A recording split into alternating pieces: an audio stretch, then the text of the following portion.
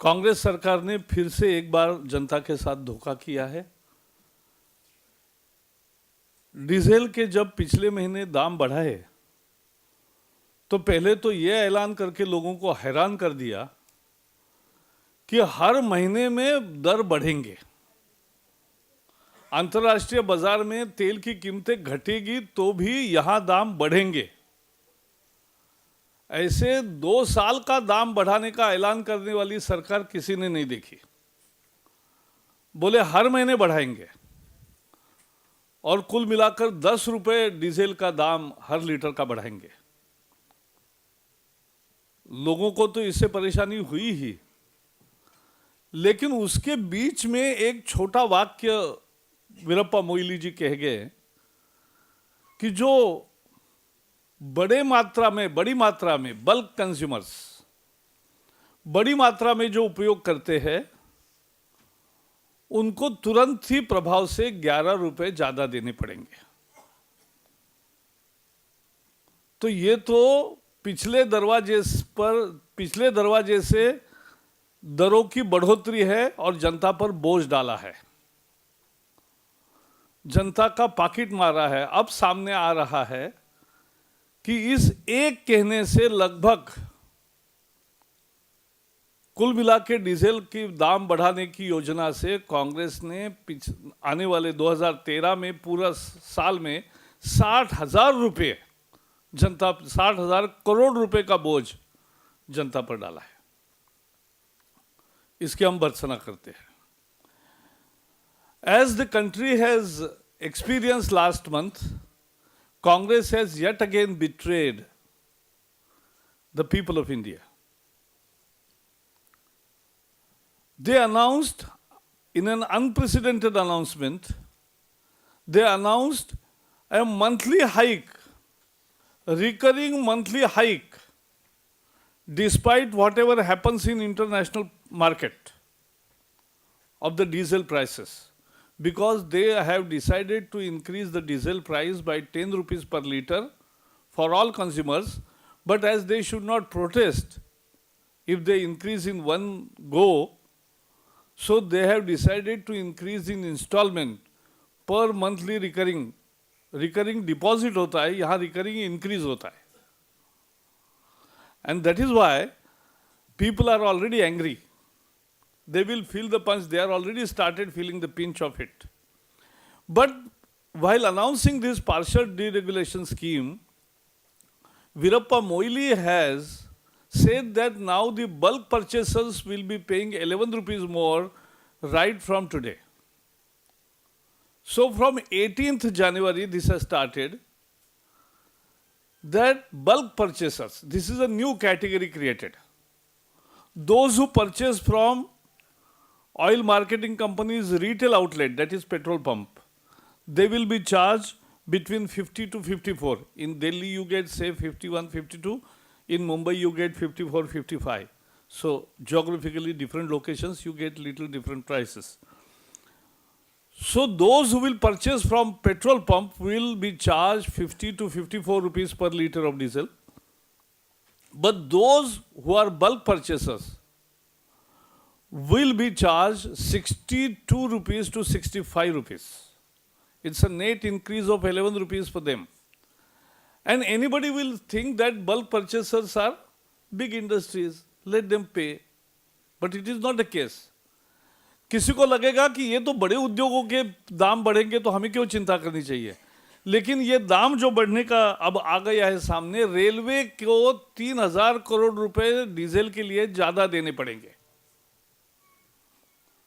Railway will be shelling 3,000 crore more for meeting these 10 rupees increase hike in diesel prices. The state transport corporations all over the country put together will be paying yet another 3,000 crore rupees for the diesel prices. City buses and other public utilities will be again coughing up 3,000 crore rupees. Private industries and businesses, including the mobile towers and malls and other private businesses, they will be paying 6,000 crore more. So it's a whopping increase of 18,000 crore rupees from in the name of bulk purchase. Bulk purchase is nearly 20% of the diesel consumption.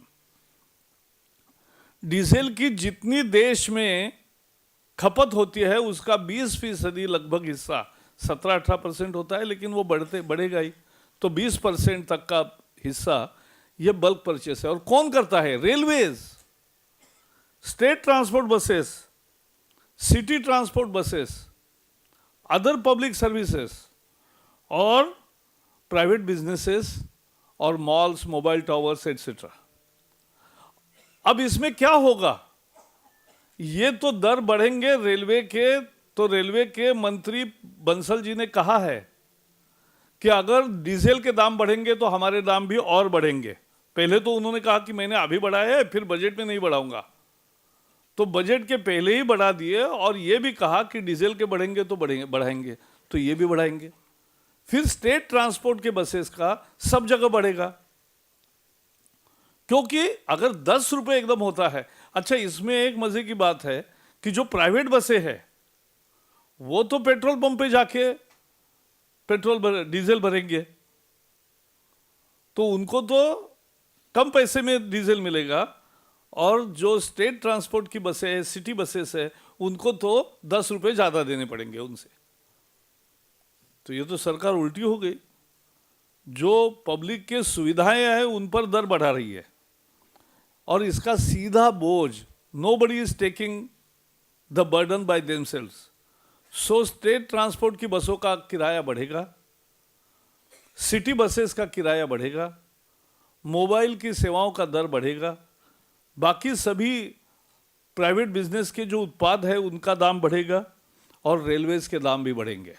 तो ये जनता पर ही बोझ है. In the name of bulk consumers they are actually heaping the burden on common man. और ये बहुत ही जाती है लोगों पर. यानी लोगों के लिए हर महीने 8 आना बढ़ेगा, 50 पैसे बढ़ेगा, और बाकी बल्क कंज्यूमर का जो बढ़ा है 10 रुपए, उसका भी बोझ उन पर ही पड़ेगा. तो एक तरह से 2013 के एक वर्ष में 60,000 करोड़ रुपए का ये नया एक तरह से बोझ कांग्रेस ने जनता पर दिया है. इसकी हम भर्त्सना करते हैं और मांग करते हैं कि ये कैटेगराइजेशन जो है इससे अनियमितता बढ़ेगी. अब कुछ राज्य सरकारों ने तय किया कि हमारी स्टेट ट्रांसपोर्ट की बसें भी पेट्रोल पंप पे जाके डीजल भरेगी. अब उसको कैसे रोक सकते हो? यानी वहां बसों के लिए जहां बहुत भारी मात्रा में डीजल का उपयोग होता है, उनको अलग से डेपो दिए होते हैं.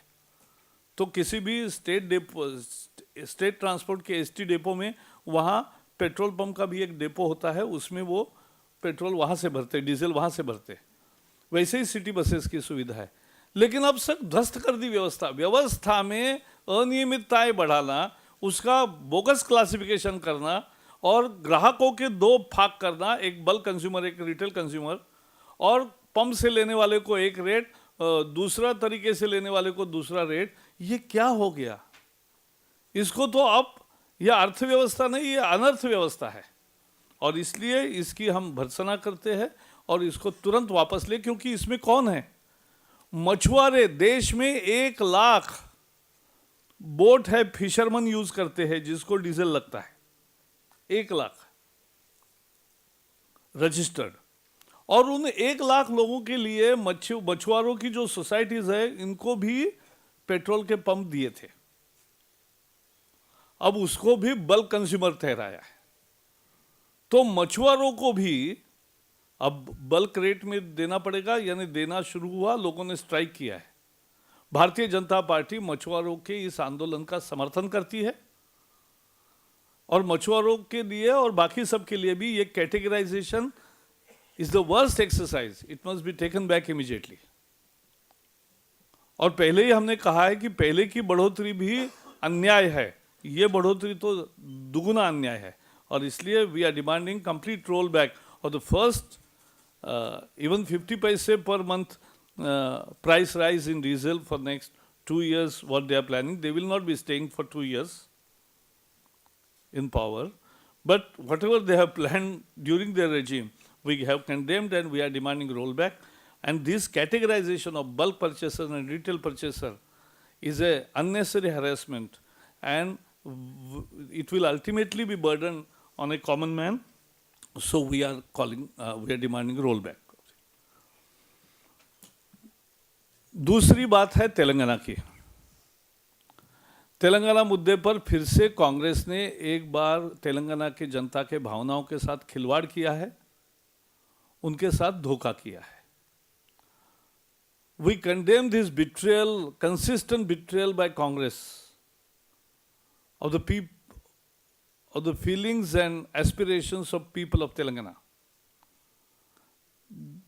Telangana is a demand with justice.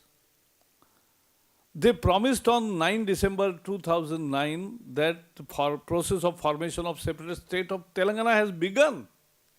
Chidambaram said has begun. And it was halted the same day. So that's the Congress politics. They say one thing and they do exactly the opposite. तो कांग्रेस ने तेलंगाना के साथ जो खिलवाड़ किया है, धोखा किया है, उसकी हम भर्त्सना करते हैं और मांग करते हैं कि तेलंगाना के संबंध में तुरंत निर्णय घोषित करे. अभी ये गृहमंत्री, नए गृहमंत्री शिंदे जी, वो तो अपने बयानों के लिए चर्चित है और उन्होंने बयान दे दिया था जब सर्वदलीय बैठक हुई कि भाई 28 जनवरी के पहले हम फैसला करेंगे. अब 28 हो गई, आज 29 है. फैसला उल्टा हो गया. उन्होंने कहा कि अब थोड़ा और समय चाहिए. थोड़ा और कितना? अनंत. ये कोई अंत नहीं जिसका. तो ऐसा समय देने के लिए तेलंगाना की जनता तैयार नहीं. इंतहा होती है हर सब्र की भी.